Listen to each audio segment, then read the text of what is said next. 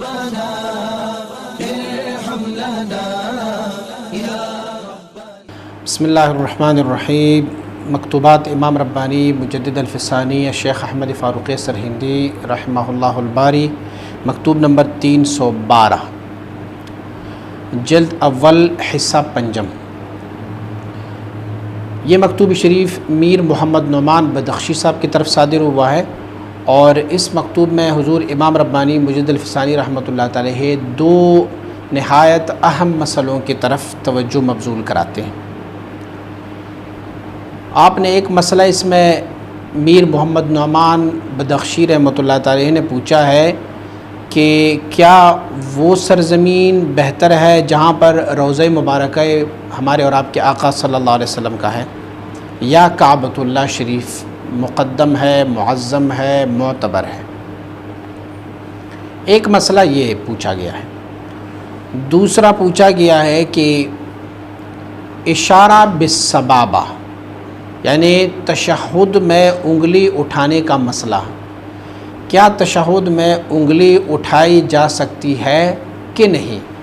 احادیث طیبہ بہت زیادہ اس مسئلے پر وارد ہے کہ حضور سید عالم صلی اللہ علیہ وسلم بارک تشہد میں انگلی اٹھایا کرتے ہوتے تھے، اور کچھ لوگوں کو ہم دیکھتے ہیں کہ وہ انگلی نہیں اٹھاتے، کچھ لوگ جو ہے وہ اپنی انگلی اٹھا دیتے ہیں، کچھ نہ اٹھانے والوں پر اعتراض کرتے ہیں کہ انہوں نے انگلی کیوں نہیں اٹھائی، اور کچھ جو ہے وہ اس بات پر دلیل دیتے ہیں کہ یہ تو حضور سید عالم صلی اللہ علیہ وسلم بارک کی احادیث طیبہ میں منقول ہے، تو فلہٰذا آپ لوگ کیوں انگلی نہیں اٹھاتے تشہد میں؟ اشہد ان لا الہ الا اللہ پر آپ لوگ انگلی کیوں نہیں اٹھاتے؟ تو حضور امام ربانی مجدد الفسانی رحمۃ اللہ تعالی اس مسئلے کی وضاحت فرماتے ہیں کہ ایک ہوتا ہے مقلد، ایک ہوتا ہے غیر مقلد۔ ایک بندہ جب کسی امام کی تقلید کا ربقہ اپنے گلے میں ڈال لیتا ہے، کسی امام کی تقلید کی رسی جب اپنے گلے میں ڈال لیتے ہیں، تو کیا وہ ڈائریکٹ حدیث سے استنباط کر سکتا ہے یا نہیں کر سکتا؟ ایک طرف حدیث طیبہ موجود ہوتی ہے اور دوسری طرف امام کا قول ہوتا ہے، تو کیا مقلد اب خود سے حدیث سے استنباط کریں گے یا اپنی مجتہد، اپنی امام جس کی وہ تقلید کر رہے ہیں ان کی قول کو ترجیح دیں گے؟ تو سب سے پہلے اسی مسئلے کو ڈسکس کرتے ہیں کہ کیا کسی مقلد کو یہ زیب دیتا ہے کہ وہ ڈائریکٹلی حدیث سے ہی استنباط کر لے؟ فقہاء اور اصول فقہ کے علماء اور ائمہ سارے اس بات پر متفق ہے کہ جو بندہ جس امام کی تقلید کرتا ہو وہ اسی اپنی امام اور اسی مجتہد کے قول پر عمل کرنے کا پابند ہوگا۔ اسے اگر حدیث شریف میں کوئی جملہ یا کوئی حدیث شریف دکھائی دے تو وہ ڈائریکٹ حدیث سے استنباط نہیں کر سکتا، بلکہ وہ جو ہے وہ اپنی امام کے قول کو ترجیح دیں گے اور اپنی امام سے پوچھیں گے کہ یہ امام نے اس حدیث کی ذیل میں، اس حدیث کی تشریح میں کیا کچھ کہا ہوا ہے، کیونکہ مقلد کو یہ معلوم نہیں ہے کہ یہ حدیث جسے میں پڑھ رہا ہوں یہ حدیث ناسخ ہے کہ منسوخ ہے، یہ حدیث صحیح ہے کہ ضعیف ہے، اس کے روات میں کون ثقہ ہے اور کون غیر ثقہ ہے۔ اگر ایک بندہ ڈائریکٹلی اپنی امام اور اپنی مسلک کو چھوڑ کے ڈائریکٹلی حدیث سے وہ استنباط کرتے ہیں تو حدیث سے ان کے لیے استنباط کرنا مشکل ہوگا۔ مثال کے طور پہ بیان کی جاتی ہے، آپ احادیث طیبہ کو اٹھا کے دیکھیں، اگر فقہ حنفی کو فالو کرتے ہیں تو فقہ حنفی میں ہم رفع الیدین نہیں کرتے، لیکن اگر آپ احادیث طیبہ کو اٹھا کے دیکھیں گے تو احادیث میں رفع الیدین کے بہت سارے احادیث آپ کو ملیں گے۔ اب اگر آپ رفع الیدین نہیں کرتے تو کیوں نہیں کرتے؟ کیونکہ حدیث میں تو ثابت ہے، آپ نے حدیث دیکھ لیا، لیکن آپ رفع الیدین نہیں کرتے۔ اسی لیے آپ رفع الیدین نہیں کرتے کہ آپ کا امام، آپ کا مجتہد آپ سے زیادہ حدیث کا علم رکھتے ہیں اور ان کو یہ معلوم ہے یہ احادیث جو رفع الیدین کی ہے، اور انہیں یہ بھی معلوم ہے کہ رفع الیدین کی حدیث منسوخ ہے اور ایک ناسخ اور حدیث بھی موجود ہے۔ ایک اور مثال سے سمجھائے دینے کی کوشش کرتا ہوں۔ ایک بندہ یہ کہے کہ ہمیں احادیث طیبہ سے معلوم ہے کہ حدیث میں تو متعے کا کئی بار ذکر آیا ہوا ہے کہ صحابہ کرام متعہ کیا کرتے ہوتے تھے، اب ہم متعہ نہیں کرتے تو کیوں نہیں کرتے؟ اسی لیے کہ میری امام کو یہ معلوم ہے کہ یہ حدیث ناسخ ہے کہ منسوخ ہے، میری امام کو حدیث کی تأخیر و تقدیم کا پتہ ہوتا ہے، میری امام کو روات کا پتہ ہوتا ہے، راویوں کا پتہ ہوتا ہے، اسی لیے وہ مجھے اس کا نچوڑ اور خلاصہ نکال کے دے دیتے کہ یہ حدیث ناسخ ہے، یہ حدیث منسوخ ہے، یہ حدیث ضعیف ہے، یہ حدیث قوی ہے، یہ حدیث متأخر ہے، یہ متقدم ہے، یہ حدیث یہ پہلے بیان کیا گیا ہے۔ احکام میں بہت سارے اختلافات جب آئے ہیں تو ان اختلافات کی وجوہات ہمیں وہ بیان فرما سکتے ہیں، ہم خود سے حدیث کی صحت اور حدیث کی سقم کو ہم خود نہیں کر سکتے۔ بہت سارے ایسے حدیث موجود ہے کہ جس میں سے حضور سید عالم صلی اللہ علیہ وسلم مبارک نے ہاتھ مبارک سینے پر باندھے ہوئے نماز کے دوران۔ احادیث ایسے بھی موجود ہے کہ حضور نے بالکل ہاتھ باندھے نہیں بلکہ ہاتھوں کو کھلا چھوڑ دیا۔ ایسے حدیث بھی موجود ہے کہ حضور نبی اکرم صلی اللہ علیہ وسلم مبارک نے ناف کے نیچے ہاتھوں کو باندھا ہوا ہے۔ تو تین طرح کے حدیث موجود ہے۔ اب اگر آپ اپنی امام کے قول کو ترجیح نہیں دیں گے تو پھر آپ نماز کس حیثیت سے پڑھیں گے؟ 3 رکعتیں آپ 3 مختلف حالات میں پڑھیں گے، کیونکہ وہ بھی حدیث میں موجود ہے کہ حضور نبی اکرم صلی اللہ علیہ وسلم نے سینے پر ہاتھ رکھا ہوا ہے، تو ایک رکعت میں آپ سینے پر ہاتھ رکھیں، دوسری رکعت میں آپ ہاتھ کھلا چھوڑ دیں، تیسری رکعت میں آپ پھر ناف کے نیچے باندھیں اور چوتھی رکعت میں کوئی اور حرکت آپ کر لیں۔ تو ہم یہ سینے پر ہاتھ کیوں نہیں باندھتے، ہم ہاتھ کو کھلا کیوں نہیں چھوڑ رہے؟ حالانکہ یہ بھی تو حدیث سے موجود ہے، اسی لیے نہیں کرتے کہ امام کو ہم سے زیادہ معلومات ہے، اسی لیے ہم مقلد جو ہے وہ اپنی امام کے قول کو ہی فالو کرتے ہیں، حدیث سے ڈائریکٹ ہم استنباط نہیں کر سکتے۔ یہ مسئلہ جو مسئلہ اشارہ بالسبابہ ہے، ان کا حکم بھی ایسا ہی ہے۔ احادیث میں تو اس کی کثرت سے آئی ہوئی ہے حدیث، لیکن دوسری طرف کچھ ایسے احادیث بھی موجود ہے کہ جسے حضور سید عالم صلی اللہ علیہ وسلم نے ہمیں نماز میں سکون و اطمینان کے ساتھ نماز پڑھنے کی حکم فرمائی۔ ایسے احادیث بھی موجود ہے کہ حضور نبی اکرم صلی اللہ علیہ وسلم بارک نے ہمیں حکم فرمایا کہ آپ کی تمام اعضاء رخ بقبلہ ہونے چاہیے، اور جب ہم اشارہ کرتے ہیں تو ہمارے اشارے کے دوران ہمارے کچھ اعضاء جو ہاتھ کے ہیں وہ قبلہ رخ سے ہٹ جاتے ہیں۔ اسی طرح نماز خضوع، خشوع اور سکون کا نام ہے، اور جب ہم اپنی انگلی کو اٹھاتے ہیں، ہلاتے ہیں، پلاتے ہیں تو اس میں سے ہمارے خضوع، خشوع اور تضرع اور سکون میں فرق آ جاتا ہے۔ تو کچھ ایسی مسائل موجود ہے کہ جس کی استنباط ہم اپنی اماموں سے کرتے ہیں، امام ابو حنیفہ رحمۃ اللہ تعالی۔ آئیے اگر آپ اپنے آپ کو مقلد کہتے ہیں تو مقلد اور غیر مقلد کے درمیان فرق بھی محسوس کر لیا کریں۔ حضور امام غزالی رحمۃ اللہ تعالی نے غیر مقلد کے بارے میں، جس کو اہل حدیث کہا جاتا تھا، اہل حدیث کے بارے میں آپ کا ایک قول منقول ہے۔ آپ فرماتے ہیں اہل حدیث وہ ہے جنہوں نے کسی امام کی قول کو ترجیح نہ دی اور اپنی خیال اور اپنی سوچ کے مطابق انہوں نے حدیث سے استنباط کی ہے، فقد ضلوا واضلوا، خود بھی گمراہ ہوئے اور دوسروں کو بھی گمراہ کر لیا ہے۔ میں نے 2-3 مثالیں آپ کے سامنے پیش کی، رفع الیدین والی مثال، اسی طرح ہاتھ باندھنے کی مثال۔ اب ان مثالوں سے آپ سمجھ سکتے ہیں کہ آپ اگر اپنے آپ کو کسی مذہب اور کسی مسلک کی طرف اگر آپ اپنے آپ کو وابستہ رکھتے ہیں تو پھر آپ کو یہ زیب نہیں دیتا کہ آپ حدیث طیبہ سے ڈائریکٹ استنباط کر لیں، مگر اگر آپ استنباط کریں گے تو آپ اپنی امام کی قول ہی کو ترجیح دیں گے اور امام کو پوچھیں گے، کیونکہ امام آپ کا مجتہد آپ سے زیادہ عالم ہے۔ اگر آپ احادیث سے ڈائریکٹ استنباط کرنے کی کوشش کریں گے تو یہ 2 وجوہ سے خالی نہیں ہے۔ ایک وجہ یہ ہے کہ آپ یا تو اپنی امام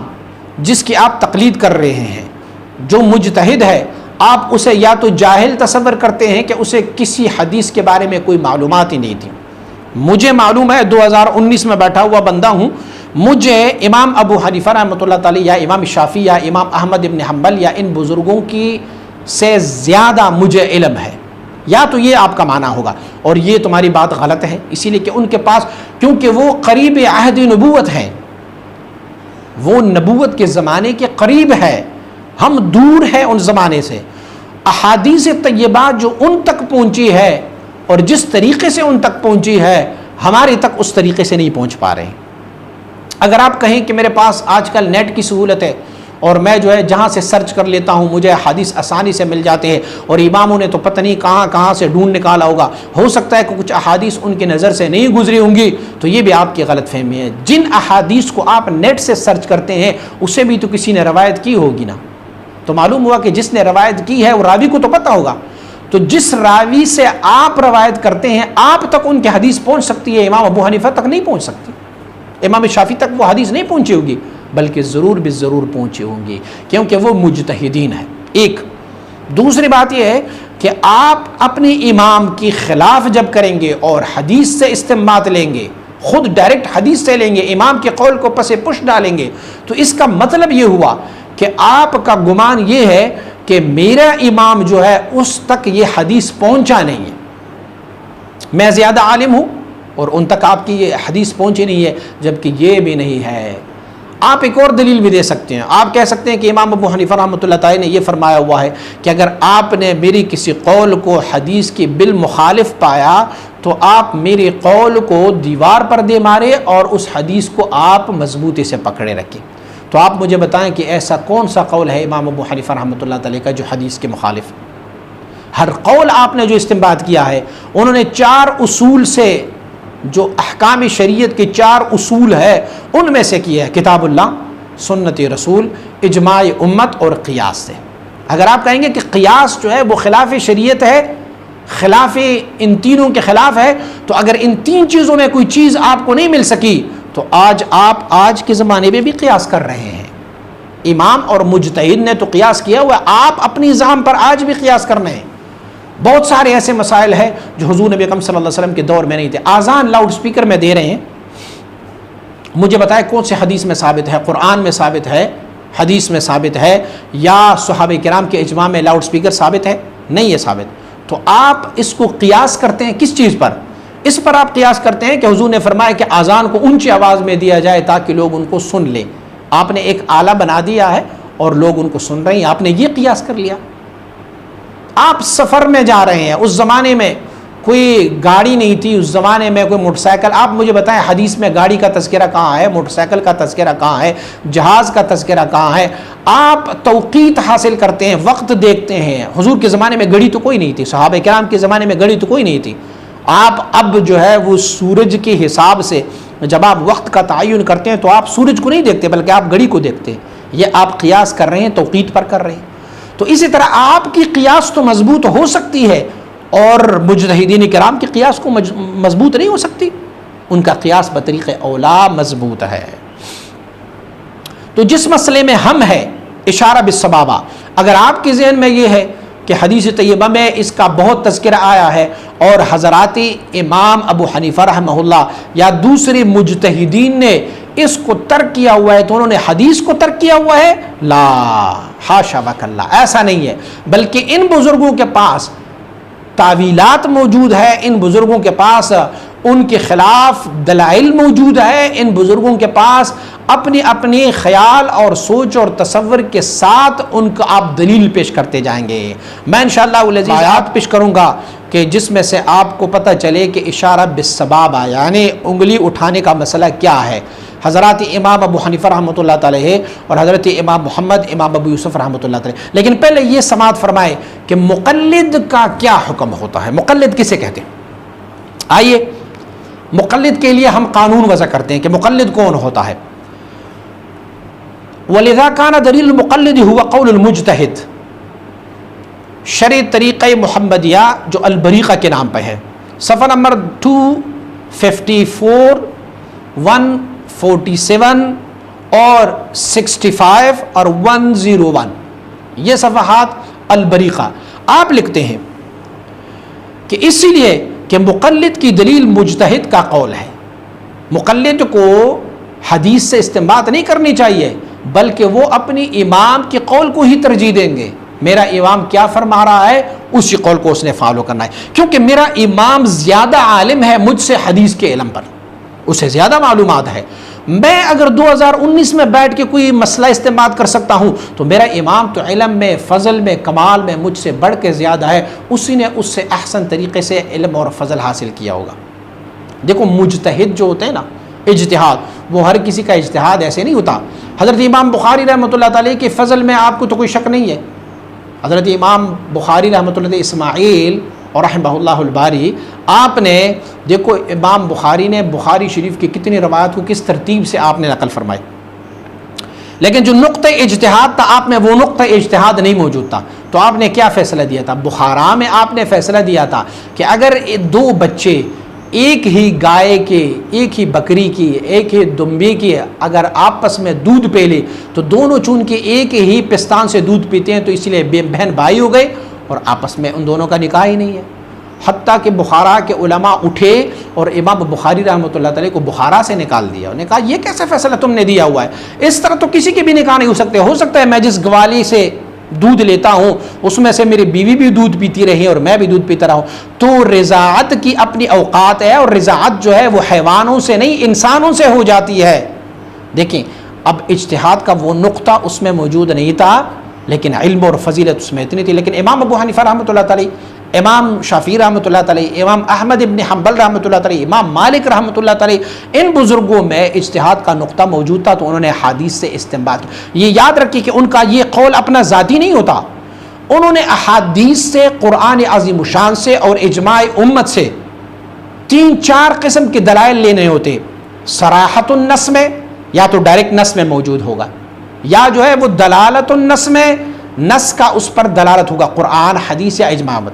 یا اشارت النص سے یا اقتضاء النص سے اس نے لیا ہوگا۔ اس نص کی تقاضا کیا ہے،